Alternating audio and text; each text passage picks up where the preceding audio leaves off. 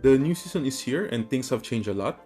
So before you fall behind, let's break it all down. I'll be sharing the Google Sheet summarizing the season pass, including the best expedition maps for hamsters.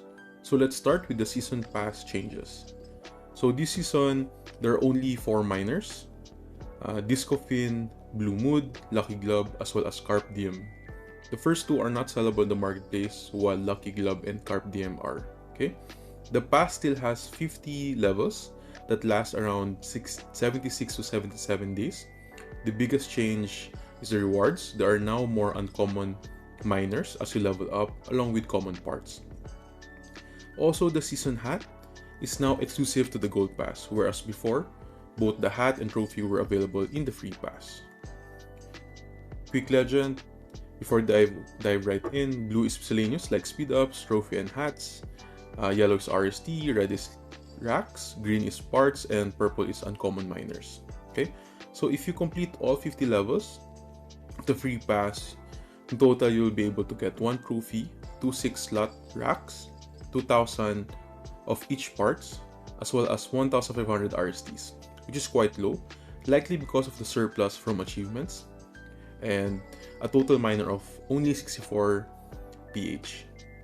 And as for the gold pass, the rewards are much higher, so you'll be able to get 84 speed up items, 1 season hat, 2 8-slot racks, and 7,500 hash boards, 9,000 wires, and 7,500 fans, and 13,500 RSTs, and a total of 276 petahash rate worked from miners. Okay, so the gold pass completely outlasts the free pass. You can also see the upgrade version of the miners right here. Okay, so just remember, you can still buy the gold pass using the complete auto pass. Okay, let's check how much it is right now.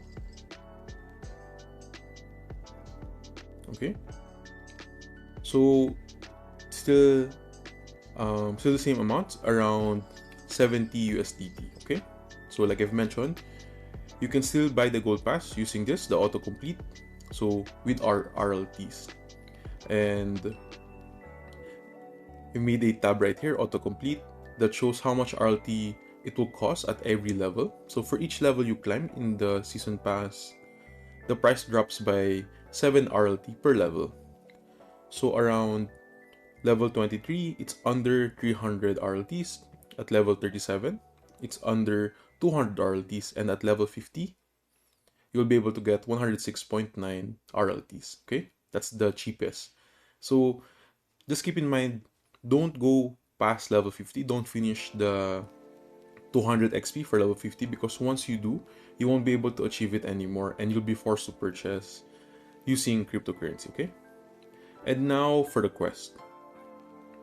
The biggest changes: before, we had 7 daily quests plus a gold pass quest, totaling 8 with the 4 out of 4 bonus. Okay, now it's reduced to only 6, and so that's 5 if you include the bonus as well. Okay, so weekly quests were also reduced, from 8 became to 6, then 15 to 12, then 22 to 18, and before it was 30, now it was only 25. Okay, same rewards, same RSTs, same experience. Okay, it may seem fine at first, but since there are fewer daily quests and some of them are harder to do, we're basically forced to complete all of them just to unlock the bonus quests.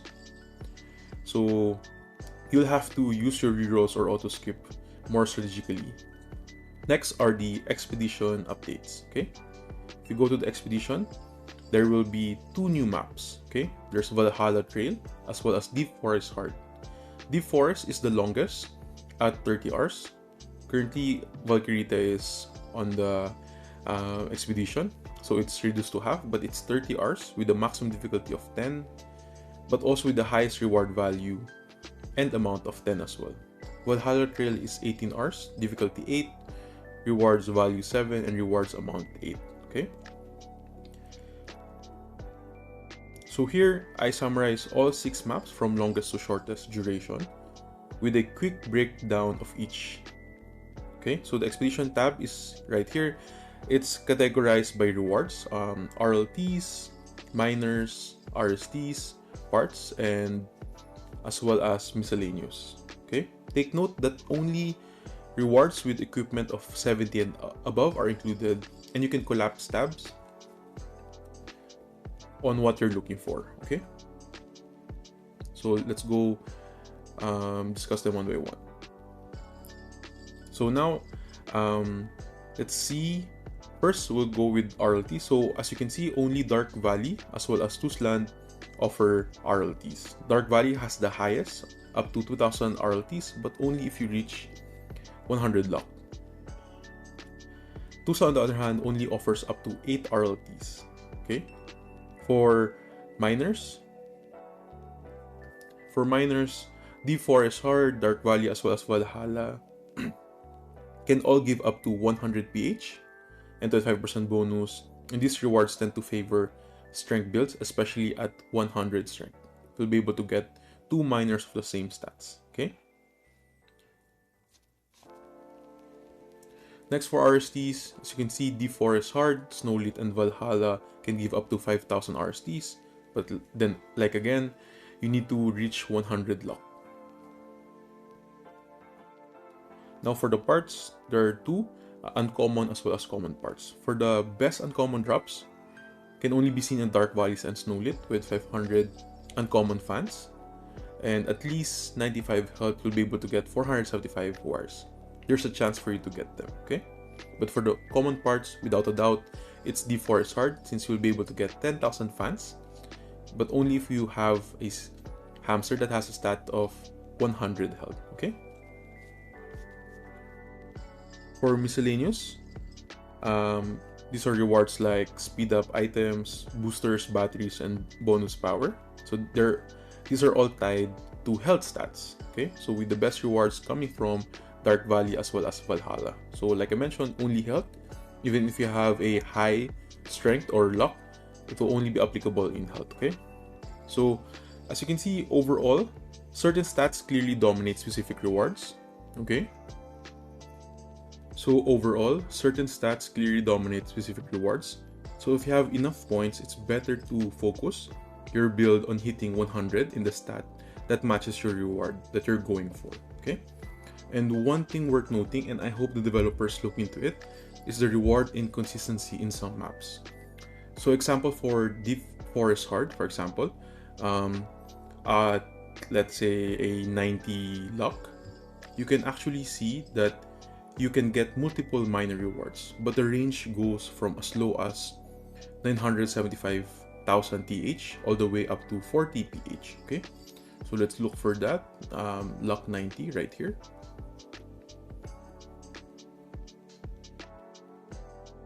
So here, luck 90, as you can see, we can get Pennywise Hunt 40 PH, 12% bonus, but at the same time, we can also get Tokyo Slicer, only 2 PH and 2% bonus. Okay, so there's really a discrepancy, and I hope the developers really look into that. Crimson Reflection, 975,000 TH, 1% bonus. Okay, so that's a massive gap, and it doesn't feel balanced, and I hope that it gets addressed very soon, or they specifically mention how the mechanics work. Okay, so the whole point of this sheet is so you can compare all 6 maps side by side and make sure you're always sending your hamster to the right map for the reward you actually want. No guessing, no missing out. Okay, now that you know the best maps, let's talk about who you should actually be sending on them, because the hamster question keeps coming up. People are asking, are you buying more hamsters? Are buying more hamsters still worth it? So with the previous changes, expedition rewards were heavily nerfed, okay, the rewards. So adding more hamsters didn't give much value. But with the new updates like achievements tied to certain hamsters and the increased capacity of up to 6 deployed, does it actually make a difference now? So to recap, we'll go and check the new achievements. So to recap, the new achievements added 3 main types of hamster achievements. First is the XP, based on how many hamsters you fully upgrade to level 50. Okay. Second is total expedition hours. Okay.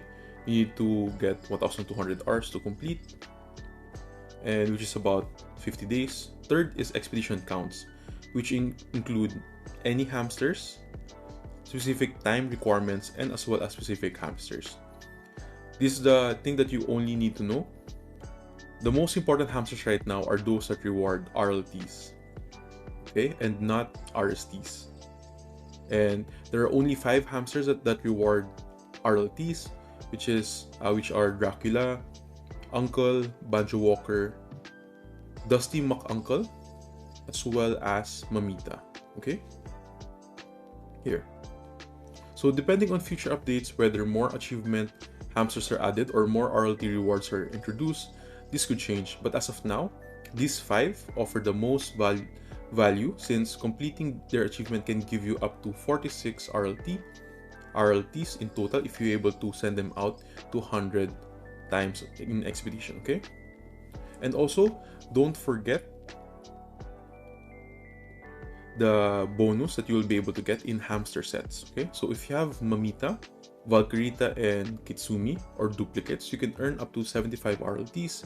Because of this, Mamita is currently the most valuable hamster since she benefits from both the set bonus as well as the new achievements, okay? So if you're asking me, having at least one hamster is still recommended since it unlocks expeditions and Freon, which is coming. But for those who already have one, is buying more hamsters still worth it? With the changes, it's slightly more beneficial to have multiple hamsters now since you can deploy up to 6 at the same time per map, but it's not a must. It's still be up to you. Nasa pa rin talaga yan. If a past hamster ever goes back on sale, I'll prioritize ones like Mamita since she benefits, like I've mentioned, bonus in the achievements as well as the Hamster Sets. Okay, so new features like the Grand Gyms are coming soon, and I'm hopeful that the developers add a lot more rewards for multiple hamster owners. Actually, that let us increase our mining power. Okay, so the benefits are there, but not quite enough to think that you should buy every hamster. Okay, that's about it, guys. Hope this guide helps you get the most out of the new season, and if it does, please drop a like and subscribe and follow us on our social medias.